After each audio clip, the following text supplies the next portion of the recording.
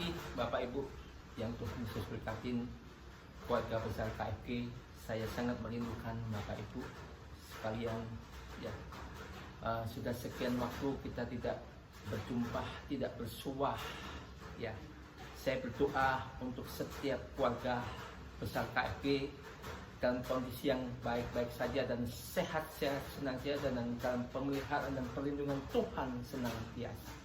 Ya, nah, saya percaya firman Tuhan sebentar yang saya bagikan untuk Jumat hari ini, ya, itu akan memberkati Bapak Ibu semuanya.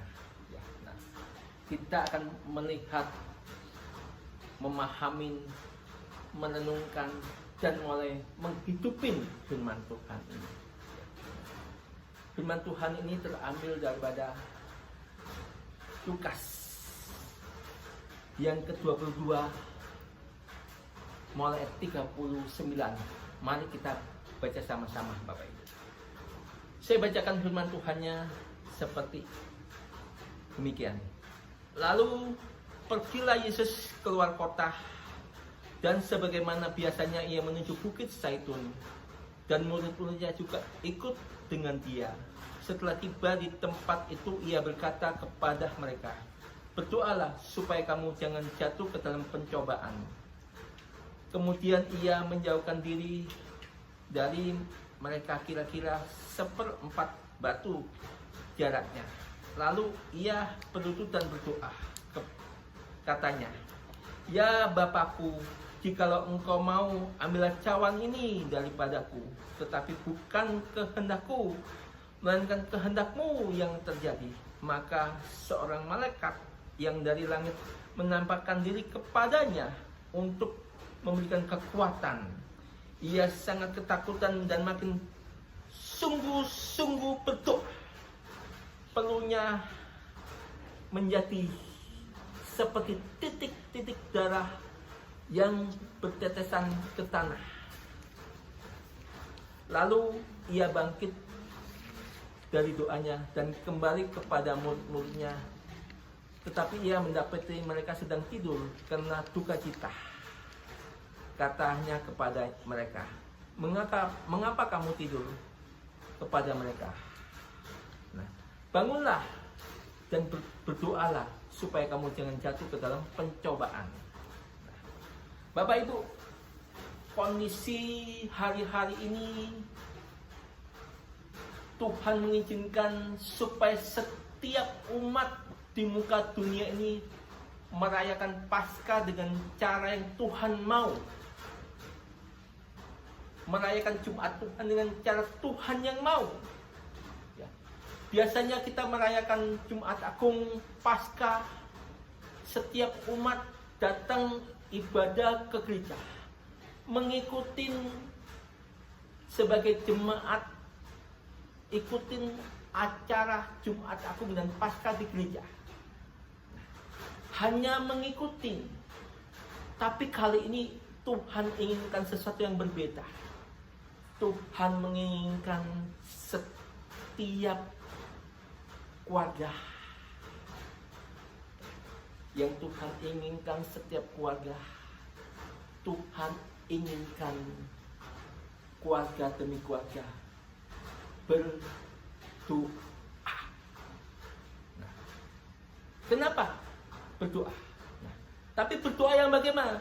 Yang Tuhan berdoakan seperti Tuhan Yesus berdoa. Nah, ketika kondisi Yesus berdoa ini seperti apa yang diremukan oleh Bapa di surga di dalam pribadi Tuhan yang sungguh-sungguh itu, mentalnya Bapak Ibu. Karena mental manusia ini yang mengaku percaya Tuhan, ikut Tuhan, tetapi tidak punya mental yang murni. Ketika mental manusia itu diremukkan, maka hati nurani yang murni itu muncul. Ketika hati nurani yang murni itu muncul, maka firman Tuhan yang berkata dalam Lukas 22 tadi, Lukas 22 ayat yang ke-44 Tuhan berkata seperti ini. Ia sangat ketakutan dan makin sungguh-sungguh berdoa. Dikatakan ia sangat ketakutan. Ketakutan yang bagaimana, Bapak Ibu? Ketakutan yang Tuhan maksudkan di sini bukan ketakutan seperti kita manusia takut dengan corona. Banyak anak Tuhan, umat Tuhan takut dengan corona. Sehingga mulai menyampaikan sesuatu hal-hal yang banyak di sosmed yang saya dengar bicara tentang sakit penyakit corona, ketakutan dan kematian. Saya menghimbau kita sebagai umat Tuhan, stop kita bicarakan tentang sakit penyakit corona. Stop kita bicarakan tentang kematian. Karena yang Tuhan inginkan hari-hari ini, Tuhan ingin kita mengenal Tuhan dan mengenal anggota keluarga kita masing-masing. Suami mengenal istri, istri mengenal suami, orang tua mengenal anak, anak mengenal orang tuanya. Itu yang Tuhan inginkan. Nah, karena itu adalah hakikat melakukan kehendak Tuhan. Ketakutan Tuhan Yesus, dia bukan takut dengan kematian. Dia bukan takut untuk menanggung dosa umat manusia, menanggung dosa dunia. Tidak, Bapak Ibu. Dia takut tidak bisa melakukan kehendak Bapaknya secara utuh, secara sempurna. Perlu setiap kita melakukan kehendak Bapaknya secara sempurna. Itu Bapak Ibu. Tuhan Yesus sangat ketakutan, tapi dia takut tidak bisa melaksanakan kehendak Bapaknya. Maka dia sungguh-sungguh berdoa. Karena dengan sungguh-sungguh berdoa terjadi mukjizat. Mukjizat yang bagaimana? Kita baca dalam Yakobus pasal yang kelima, Bapak Ibu. Yakobus pasal yang kelima ayat yang 17. Demikian firman Tuhan. Elia adalah manusia biasa, sama seperti kita. Dan ia telah sungguh-sungguh berdoa supaya hujan jangan turun.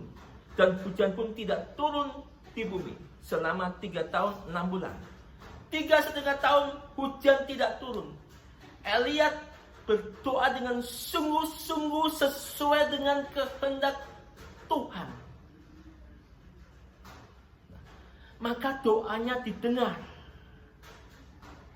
Dan benar-benar bumi tidak hujan ketika itu. Kita berdoa bukan untuk menengkingin seturut kehendak kita.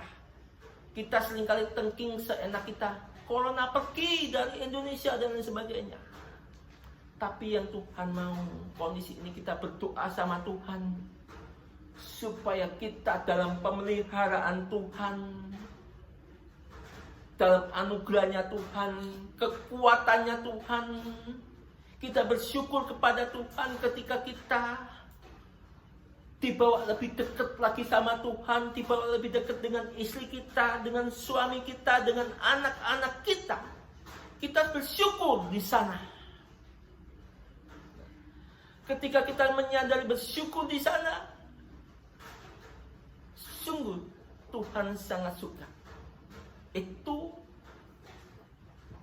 langkah demi langkah yang kita lakukan. Dan apa langkah selanjutnya? Setelah kita bersungguh-sungguh supaya kita diberikan kemampuan, kekuatan ketika kondisi ini, bahwa kita sampai hari ini, keluarga besar kita, KFB, sehat-sehat saja dan baik-baik saja. Kita bersyukur kepada Tuhan, kita dipelihara, kita bersyukur kepada Tuhan. Dan kita mau lanjutkan langkah selanjutnya, kita melihat Keluaran. Keluaran 12. Keluaran 12 ayat yang ke-46. Demikian firman Tuhan. Paskah itu harus dimakan dalam satu rumah juga. Tidak boleh kau bawa, ya, tidak boleh kau bawa sedikit pun dari dagingnya itu keluar rumah.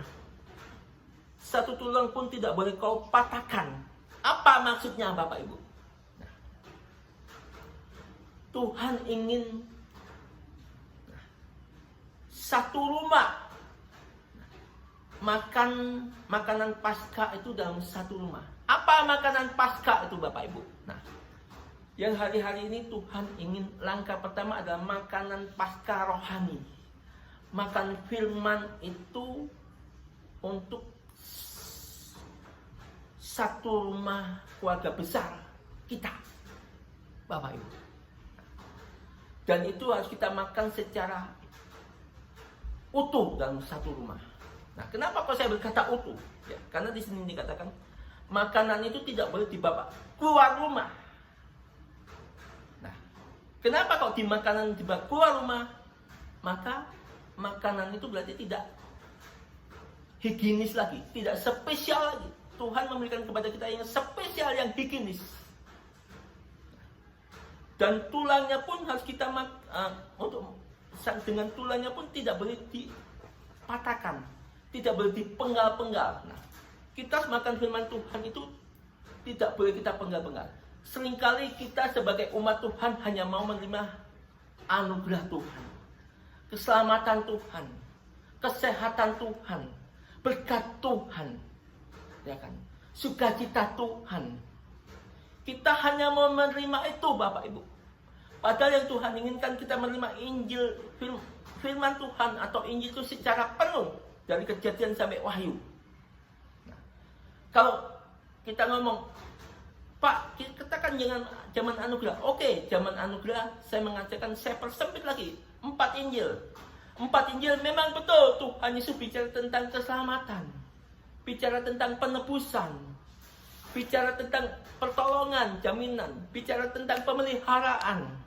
Nah, tapi jangan lupa, Tuhan Yesus juga bicara tentang bencana. Tuhan Yesus juga bicara tentang penderitaan. Tuhan Yesus juga bicara tentang kesukaran. Nah, itu artinya kita harus menerima firman Tuhan secara utuh, Bapak Ibu. Tidak boleh kita penggal-penggal. Karena ketika kita penggal-penggal firman Tuhan, berarti kita tidak menerima Tuhan seutuhnya, Bapak Ibu. Ya. Saya menghimbau mulai hari ini sampai 3 hari ke depan. Hari ini Jumat, Sabtu, Minggu. Firman Tuhan yang saya bagikan ini, kita sama-sama makan sama-sama untuk rohani kita. Bagaimana cara memakannya?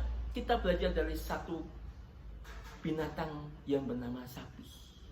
Binatang sapi kalau itu makan dia tidak pilih-pilih.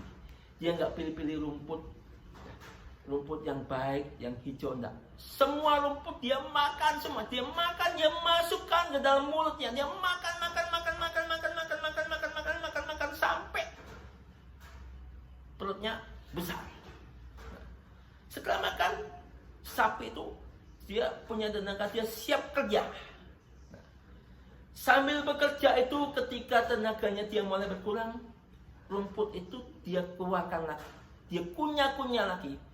Mau rasanya manis, mau rasanya asam, mau rasanya sepet, mau rasanya pahit, mau rasanya bagaimanapun dinikmati oleh binatang sapi itu. Begitu juga sebagai anak Tuhan, kita harus menikmati firman Tuhan itu secara keseluruhan.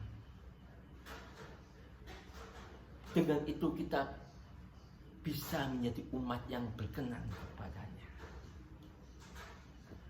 Sekali lagi saya himbau, renungkan, nikmati, makan firman Tuhan ini supaya hati nurani Bapak Ibu muncul dan kokoh dan tidak takut. Tapi setiap kita diberikan kekuatan, penghiburan. Kita bersyukur dengan pemeliharaan Tuhan. Sampai kita nggak tahu sampai kapan waktunya Tuhan izinkan untuk corona ini berlalu dari negeri kita. Ingat Bapak Ibu, negeri kita bukan negeri yang kecil. Indonesia adalah negeri yang besar, negara yang besar. Dari Sabang sampai Merauke, dari Lote sampai ke Tahu. Itu besar banget Bapak Ibu. Ya. Nah, ayo kita renungkan, kita syukurin Jumat Agung ini untuk kita senantiasa sekali lagi dekat dengan Tuhan, dekat dengan keluarga kita masing-masing, dan nanti keluarga besar kita akan waktunya akan Tuhan pertemukan dan Tuhan satukan kita kembali Bapak Ibu. Terima kasih. Shalom. Berbahagialah kita yang mendengarkannya dan yang melaksanakannya. Tuhan memberkati kita secara penuh dengan damai, sejahtera dan sukacitanya. Immanuel. Amin.